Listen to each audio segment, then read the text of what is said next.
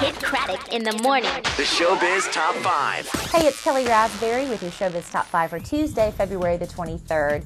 Whitney Houston launching her huge worldwide tour, and it's still not going too well. We told you last week about her first kickoff night in Seoul, South Korea. They said she was wheezing, sweating profusely, literally collapsed against a wall backstage and was begging for water after she came off the stage.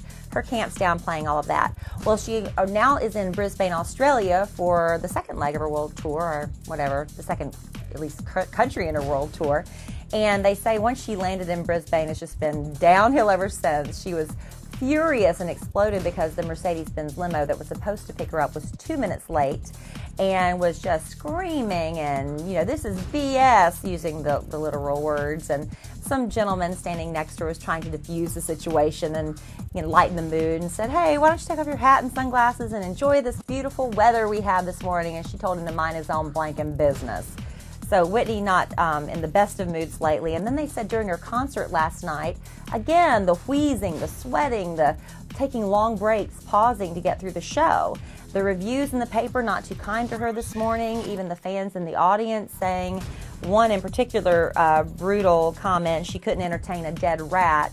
But Whitney's camp has her back, and they say they were very happy with the performance last night. Charlie Sheen's wife, Brooke Mueller, has checked herself out of rehab. She went to the Canyon rehab, but then found out that some of her personal information leaked out, and she believes by the staff at the Canyon. So she contacted her attorney who's looking into it, and she hightailed it to a friend's house. She did not go home to Charlie Sheen and their 2 sons. But she, like I said, she's staying with a friend until she can figure out her next move. Obviously, she's a little rattled, thinking she can trust nobody at rehab now. Of course, the Canyon has no comment. Radar Online tried to get the story out of them about whether or not this information had indeed been leaked, or if Brooke's just being paranoid, or whether or not they're conducting an internal investigation. ABC no longer beating around the bush on this one. They're not alluding to the fact that there was an inappropriate relationship. They're flat out saying that Rosalind Papa was kicked off The Bachelor because she had sex with a producer who was also fired. Now, Rosalind continues to deny it. She was on the Bachelor reunion show last night, even accusing Chris Harrison of, you know, inappropriately flirting with this same producer's wife. But she says they didn't even kiss.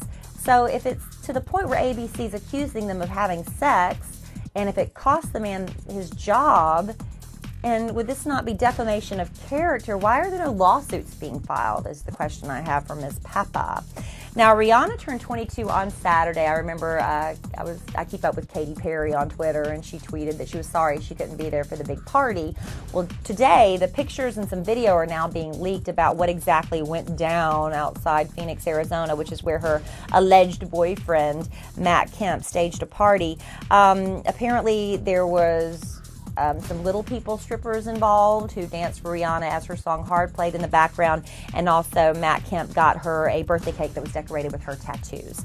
And then finally, Jessica Simpson has guys fighting over her, and I do mean literally fighting over her. They say she showed up at this club called Jane's House in Hollywood with an entourage, a bunch of guys, and her female publicist. But one guy in this entourage she was especially flirtatious with. In fact, one source says it almost looked like they were on a date, and that everybody else was just kind of, you know, scenery for their little date. But anyway, they were in the VIP section, and Rihanna's Umbrella Ella Ella song came up on. So Jessica and the publicist jumped up and started dancing. And after the song was over, the publicist sat down, but Jessica kept on putting on a show for everyone in case they wanted to watch.